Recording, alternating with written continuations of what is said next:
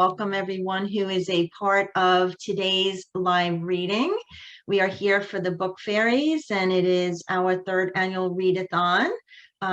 We're super excited as we celebrate our 10th year and over 3.3 million books distributed. Nick and I were just talking about that before. It's really quite an incredible number of books that we've distributed, and we wouldn't exist if it wasn't for our donors of the books, our financial supporters, and we're super excited. If anybody wants to get involved with the Read-a-Thon, you can still do that. We'll put a link in the Facebook chat and in the webinar chat if anybody wants to create a page.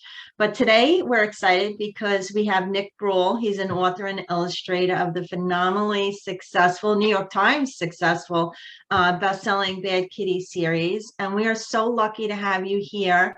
You're going to be reading from one of the Bad Kitty books. The Bad Kitty Gets a Phone, which should be interesting. And welcome to our third annual Read-a-Thon. Thank you. Thank you very much. And thank you for inviting me to be a part of this wonderful organization, however small my role may be. Not small. Well, I appreciate it tremendously. Anyway, well, what I want to say is your books come into our warehouse all the time. I'll have to send you pictures because they're every day, all day, there's just Bad Kitty flying around our warehouse, which means that people are buying them, reading them. And what they're also doing is they're upcycling them and giving them to someone else so they could have the love of getting to know Bad Kitties. So I'm going to let you do what you do best, because you're one of the most engaging authors we have, because you are an author and an illustrator, which is pretty cool. And I will come back on when you're done and we'll have a chat and do some questions from our everybody who's watching. All right. Enjoy. Sounds like an ideal plan. Thank you. And Bad Kitty flying around is much like what happens in my house. So I'd be well at home in one of your warehouses. Anyway, as you've all gathered by now, my name is Nick Bruel, and I have this amazing job where I get to write and illustrate books for kids, like you.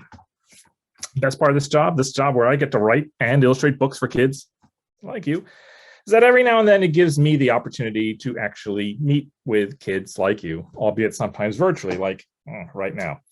Anyway, with the time I have, this is what I'd like to do. I believe there's enough time for me to read to you from Bad Kitty Gets a Phone, the newest Bad Kitty chapter book. Yep, I do have a copy right here. After that, I'm going to do not just one, but two drawing exercises. Now, I'm mentioning that to you now because now would be a good time for you to get a few sheets of paper and a pencil or a pen if you want to draw along. If you don't, it's okay. It's perfectly fine to just watch. But I thought I'd give you a little heads up anyway. Now, and after all that, I want to leave as much time as possible for questions from you guys. Anyway, so first things first, Bad Kitty Gets a Phone. Before I read to you from this book, I need to make a confession. And the confession is simply that I might have made a huge mistake. Let me explain. So now, obviously, this book, Bad Kitty Gets a Phone, is about how this cat wants a phone, eventually gets a phone, and then eventually even has a phone and has to deal with all the repercussions, the consequences of having a phone. My problem is not with the cat. My problem is with the phone. I'll explain that as well. See, now phones are one of those really amazing devices that can change really dramatically in both design, what it looks like, and function, what it does. So, for instance, when you close your eyes, when you think of a phone, you probably think of a phone a little bit like what Kitty has, like right there in her paws. And here's inside is a better example of closer up of what she looks like. You know, it looks a lot like my phone, which is this one right here. This is my actual phone, right? It's a rectangle. It's just a big screen. There's no buttons to speak of, right? And that's kind of what phones have looked like for a little bit, but not that long. And I'll show you what I mean. See, because this was my actual phone only a few years ago, about 7 or 8 years ago, this was my phone. It looks really different than the phone I have now, right? I mean, the screen is a lot smaller. It has lots of buttons. In fact, I liked this phone because it opened up and it had like a tiny keyboard in there, which was great for texting, because this phone, well, it could make calls, it could receive calls, it could text, and had a little camera in the back, but it could just take pictures, not videos. My phone now, I can watch videos, I can make videos, I can play games, I use it for driving directions all the time. This phone is a tiny computer, right? This one, not so much. Now, this was my very first cell phone. Look at that. Looks even more different, right? A very small screen, just a few buttons, had an antenna on back. To this day, I still don't know if it did any good.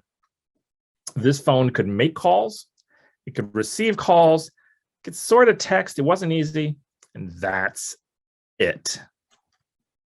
Now, brace yourselves, because I'm going to show you the actual phone I had when I was a kid. This, oh yeah, this is the actual phone that my family used when I was growing up.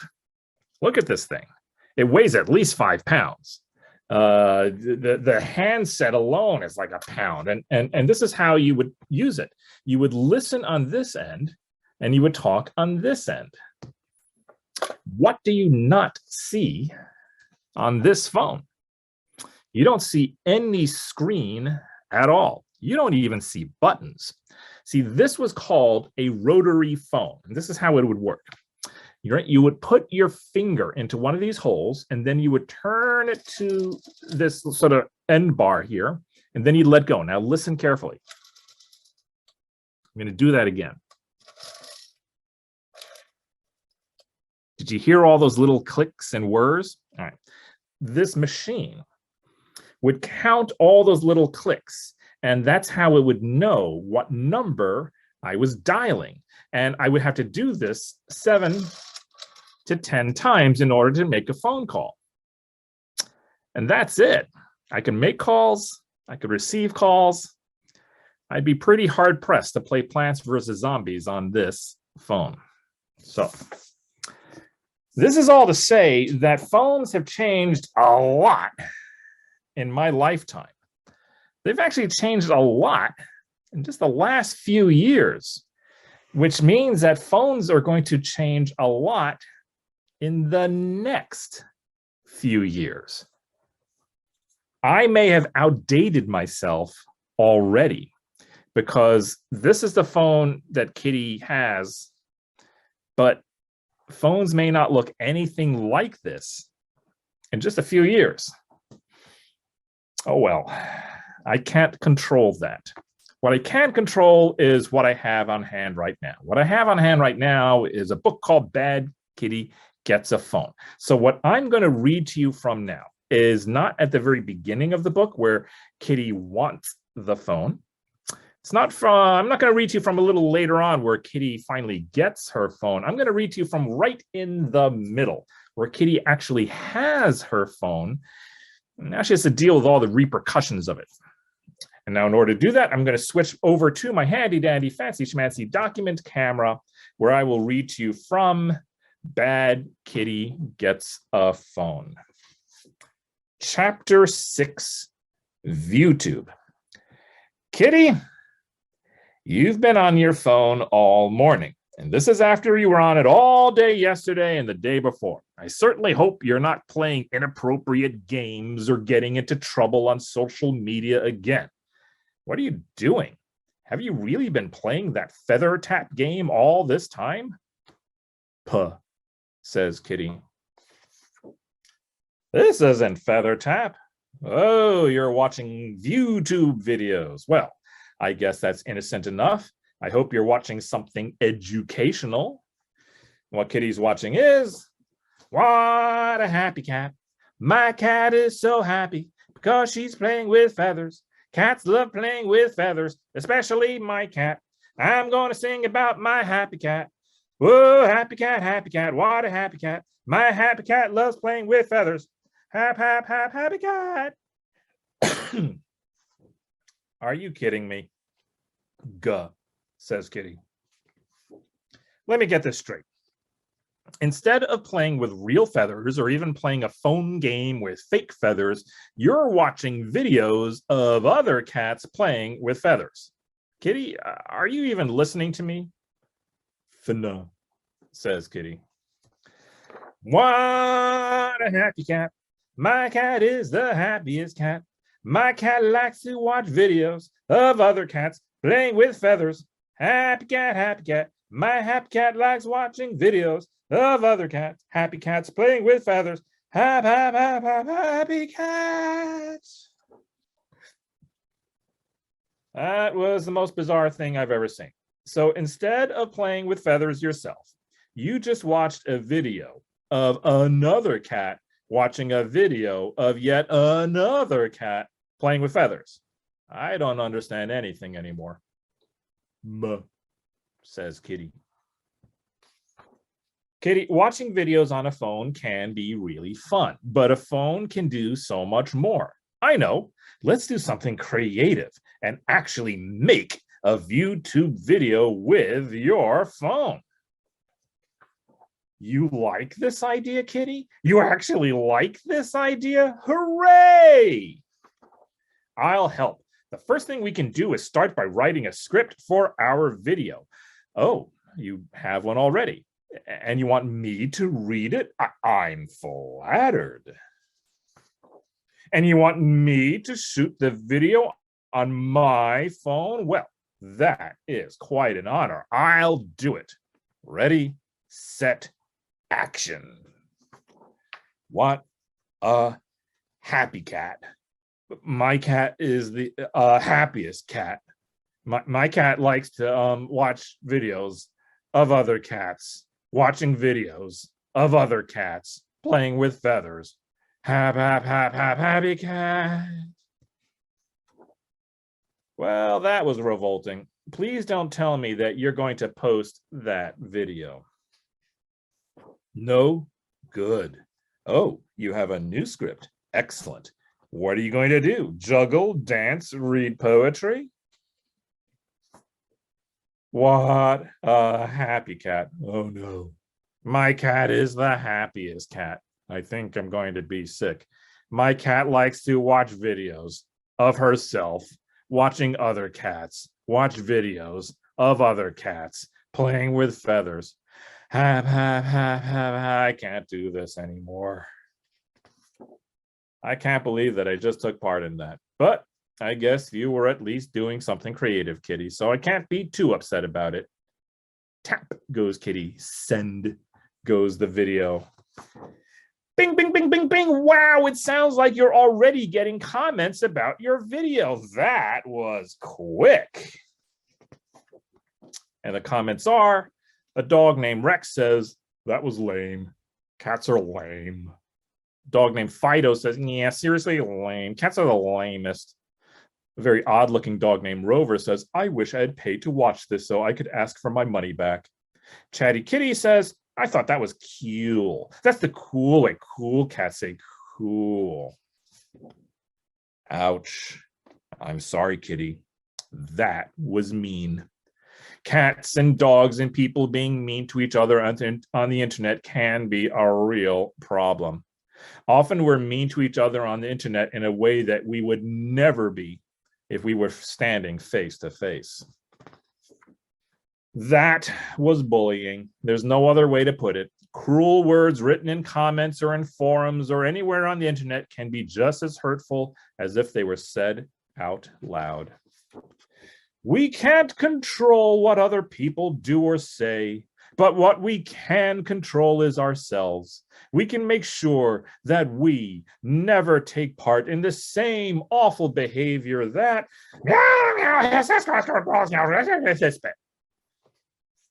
no, Kitty, what did I just say? Do not engage in the same awful behavior as those dogs. It won't do anyone any good. And what Kitty wrote was meow, meow, hiss, growlick, yowl, screech, hiss, spit. LOL, lame.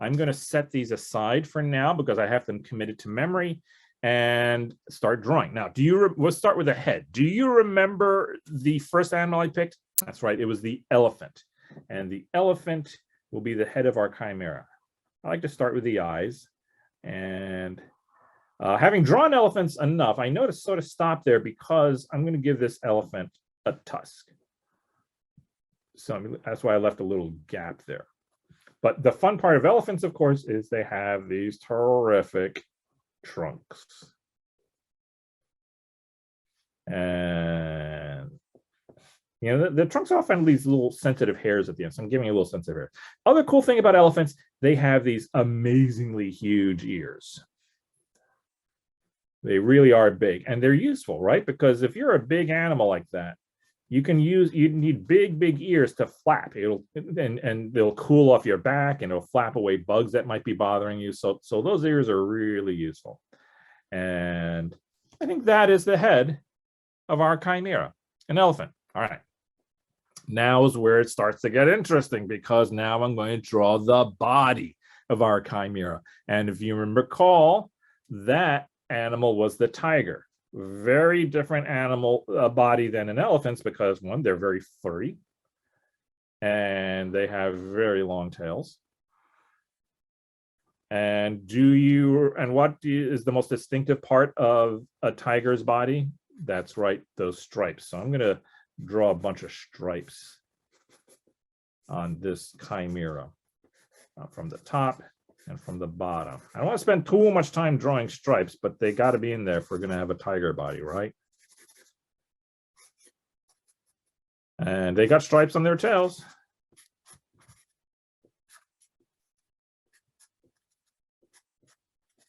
All right. Do you remember the last animal I picked? That's right. The last animal I picked was duck. And ducks have really different legs than tigers and elephants. For one thing, they have just 2 legs compared to what tigers and elephants have. And also, they're feathery. So I'm going to give it sort of a feathery sort of texture. And they got those webbed feet. And I'm going to give one behind the other one. And that's, you know what? Just because I got a little space here, I'm just going to make it a little more interesting. And I'm just going to give this chimera a pair of duck wings. Why not? Yeah. And that, I'm going to stop there because we have a lot more to do. And this is our chimera with the head of an elephant, the body of a tiger, the legs and wings of a duck.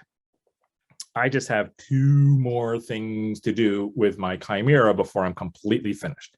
The first thing I need to do is I need to name my chimera. Now, I can just take the easy route, name this guy George or Nancy, something like that. But I want to name this chimera after the animals that comprise it. So I've got an elephant, a tiger, and a duck.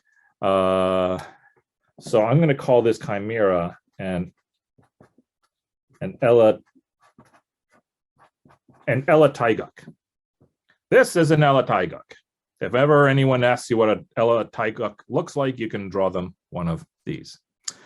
The very last thing I need to do with my chimera is I need to sign my name. Because anytime you make a drawing or write a story, anytime you do anything creative at all, you need to find a way to attach your name to it. So I got a little space right here. So this, of course, is where I'm going to sign my name, which, as everyone knows, is Nick Bruel. Well, hopefully that looked like fun. Hopefully that looked like something you might want to try to do on your own. Now, it occurs to me that there are several variations to this exercise. I did this all by myself. You can do this as a group, and here's how. Same tools, something to draw with, and then at least 2 sheets of paper. The first person picks an animal and draws the head of the chimera, but then passes the paper down to the next person, who picks another animal and draws the body of the chimera and passes the paper down to the next person who picks another animal and so on and so forth. Now, I just chose 3 animals. Imagine how amazing your chimera would look if you picked 4 or 5 or maybe even more animals. Which brings me to a final point. I've never tried this myself, but maybe you can. It occurs to me that it might be kind of interesting if every now and then you wrote down on one of those little pieces of paper something that was not an animal. Like, what if you wrote down potato or broccoli, or went really wild, wrote down, Batman, or maybe even your mom? Although, having said that, I hereby absolve myself of any responsibility if you get into trouble because you drew a chimera with the face of your mom, the neck of a giraffe, so on and so forth. Be it on your head, not mine. That is legally binding. Let's draw a kitty. Now, here's the thing. I promised myself earlier today when I knew I was going to come on with you, I didn't want to be the guy who gets a nice big blank sheet of paper, gets a marker in his hand, then says, "All right, children, this is how you draw a bad kitty." No, see, here's the thing. You're in school, and school is a place where you go to learn something new each and every single day. And the most you're going to learn from watching me draw a bad kitty is how I draw cats, not even how you might draw cats your own. I always say it's like learning how to sing by watching American Idol. Don't get me wrong, perfectly amusing, totally entertaining, just not, educationally uplifting. So this is what we're going to do. I am, of course, going to draw a bad kitty. Don't worry. But while I'm doing that, I'm going to show you the hardest part. I'm going to show you the biggest challenge that I face each and every single time I have to draw this character, and that is giving her feelings, emotions. See, feelings and emotions are really important in stories. Every single character and every single story that you have ever read, that you are ever going to read, they all needed feelings, emotions to seem real. But I've got a problem. It's kind of a big problem. My problem is that I created a character who does not talk. Kitty doesn't talk. She's a cat. But because she does not talk, she can't just tell us what she's thinking. She can't just tell us what she's feeling. The only way to know what Kitty is thinking or feeling is by seeing the expressions on her face. That's my challenge, and I'm going to show you how I meet that challenge each and every single time. How, you ask? Why, with the help of my handy dandy fancy schmancy document camera, of course. See you in a moment. All right, so got my paper, got my marker. Let's draw Kitty.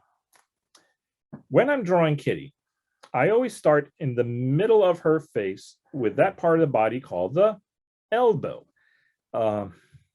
Wait, that doesn't sound right. Excuse me, I just need to review for a moment. Head, shoulders, knees and toes, knees and toes. Head, shoulders, knees and toes, and eyes and ears and mouth and nose, that's her nose. I knew that, sorry. Won't make that mistake again. All right, so now below her nose, I'm going to draw her mouth. All right, now above her nose, I'm going to draw these 2 circles. And these 2 circles, of course, are her gallbladder. Wait, hold on. That doesn't sound right either. Give me a moment. Head, shoulders, knees and toes, knees and toes. Head, shoulders, knees and toes, and eyes and eyes, eyes. Those are eyes. I knew that. Excuse me. Moving on. Above her eyes, I'm going to draw these 4 hairy deals. Now, next come her ears. Now, my research shows that all cats have 2 ears. So I always give Kitty 2 ears, if only for the sake of scientific authenticity. If you ever run across a cat that has more or less than 2 ears, medical attention might be necessary. All right, so next came these whiskery deals. And you'll notice that the ones in the middle are a little longer than the other 2. It just sort of balances her head nicely. I'm gonna finish up with her skinny neck, shoulders, and maybe that little tuft of white fur in our chest. And that's Kitty. Hi, Kitty. But I'm not really done yet. You see, because I call this blank-faced Kitty. I mean, you can't look at this face and know for sure what she's thinking. You certainly cannot look at this face and know for sure what she is feeling. That is about to change, because with a single stroke of this marker, I'm going to turn this blank, expressionless Kitty into annoyed Kitty. This is going to happen very quickly, so pay attention. Here we go. No expression, annoyed. In case you missed it the first time. No expression, annoyed. No expression, annoyed. You see, the smallest detail can make a huge difference. It's knowing where to put that detail. That's my challenge. To further illustrate this point, literally, I'm going to do this 3 more times. But to save time, I'm not going to draw her whole head. I'm not going to bother with some of the details like her hair or ears or even her whiskers. I just want to draw the important components of her face. But you may have already noticed that those 2 circles, her eyes, I'm making them a little bit bigger than I did that first time. I'll do this 3 times total. All right. So I have 3 kitty faces. Pretty much the same. Pretty much identical. But obviously they're also incomplete. Something is missing. Well, by the time I am finished, this first one is going to be surprised kitty. All right, moving on. This next one here is going to be crazy kitty. And this last one down here will be adorable kitty. All right, moving. So first things first, surprised kitty. Are you ready? Here we go.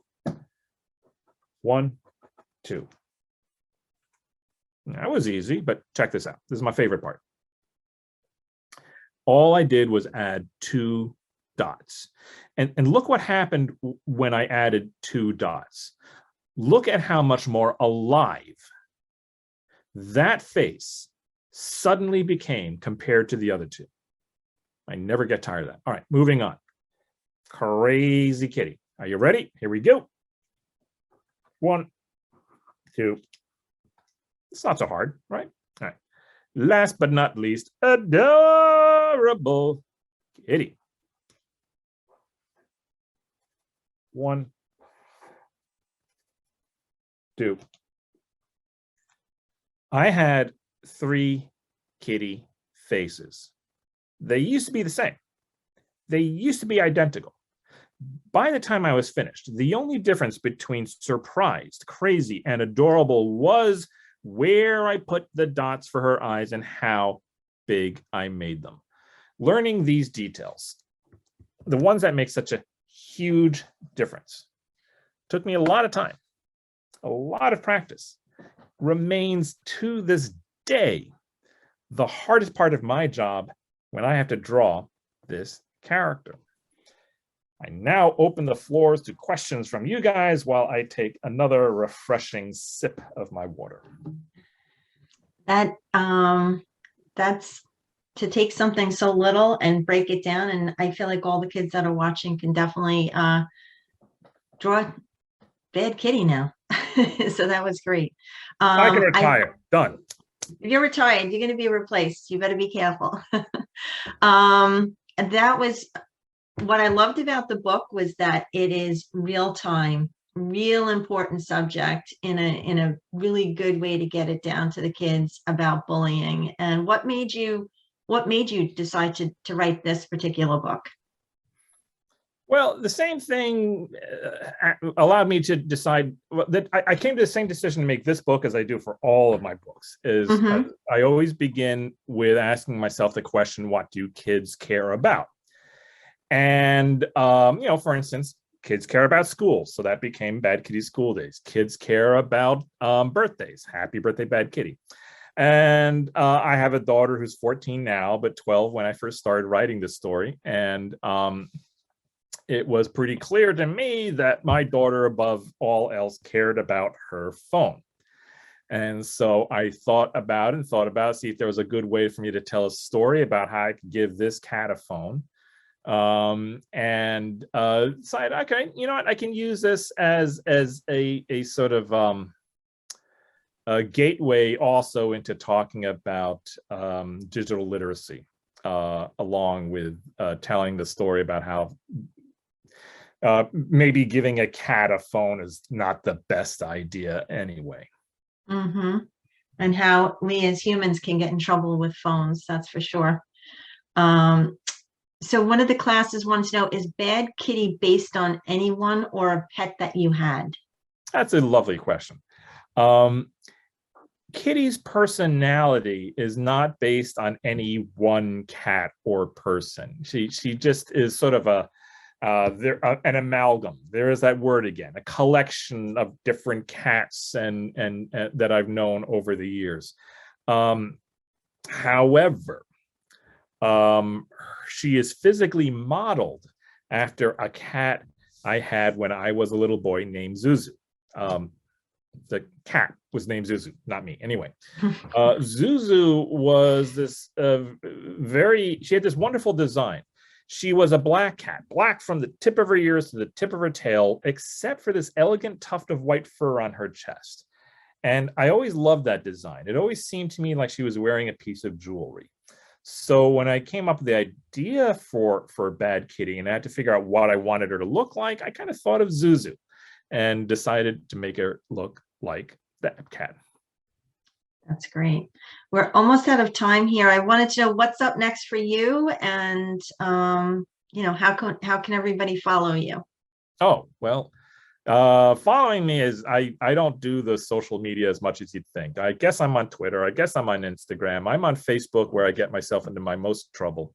And you can look for me either Nick Bruel or the Bad Kitty guy. Nick Bruel, the Bad Kitty guy. But as for what's next, is the next Bad Kitty chapter book will be Bad Kitty Super Cat. It's going to be my book on superheroes and playdates. It comes out at the end of this year, and it will be the longest Bad Kitty chapter book at 176 pages. So there's a lot packed into that story.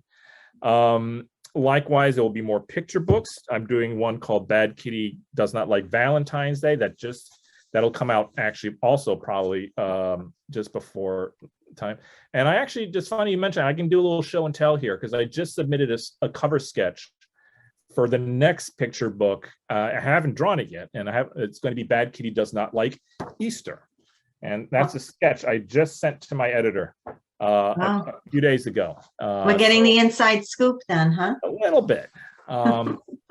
After that, I actually begin today to formulate what the next Bad Kitty chapter book is going to be.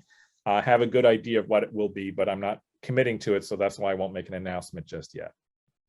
And how many hours, Sam wants to know, how many hours a week do you work on Bad Kitty? Oh, that's a fascinating question. I've never been asked in those terms. It's hard to say because there'll be days, because I have a lot of responsibilities with my family and such, where I'll work maybe just 1 or 2 hours during the course of the day because there's so many other things on it. But then there'll be these days where I can work 10 hours.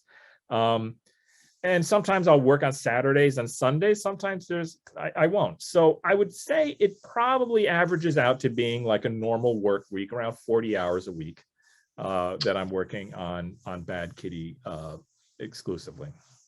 That's great. And you have the freedom to do it whenever you want, which is a good thing. Well, we are so grateful to have you with us. We're so grateful for your talents and sharing all that you did with us today, and for coming back. And we hope that we can count on you for next year, and keep buying keep buying your books. That's what we tell everybody. Keep buying the book and then upcycle them to us so we can give them to kids who can't afford them. So it's good things. We thank you for being here. I also want to thank, this is a fundraiser for us, so we wouldn't be doing as well as we did if we didn't have financial supporters. So I want to thank our sponsors, which are Mar-a-Lago Security, PC Richard, Amazon is a great supporter of ours, Hofstra University, Investors Bank, Sereni and Associates, and we also have Mazars, Nixon, Peabody, and Jovia, all investing in our books so that we can get them into the hands of kids that don't have access to them. So thank you so much, and we will see you next year. All right. Thanks. Take care of everyone. Thank you. Bye. Bye.